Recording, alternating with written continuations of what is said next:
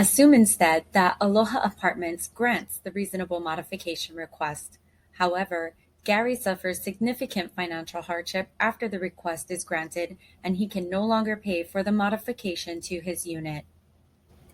However, Gary speaks with his friend Bob, who lives nearby and is willing to come over to open his door for him anytime he needs. Unfortunately, Gary's lease states that no guest is allowed on the property unless they are accompanied by the tenant.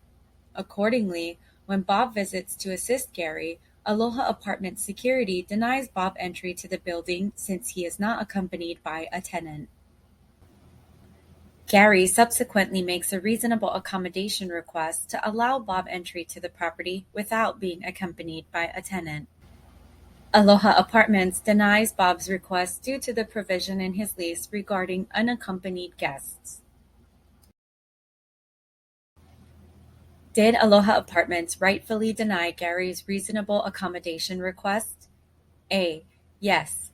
Gary is bound by the terms of his lease contract, which expressly prohibits unaccompanied guests on the property. B. Yes. Aloha Apartments is entitled to deny Gary's reasonable accommodation request because they already granted his reasonable modification request and he failed to modify the unit. Or C. No. Even though the lease does not permit unaccompanied guests, the reasonable accommodation request is necessary for Gary to fully use and enjoy his housing under the Fair Housing Act.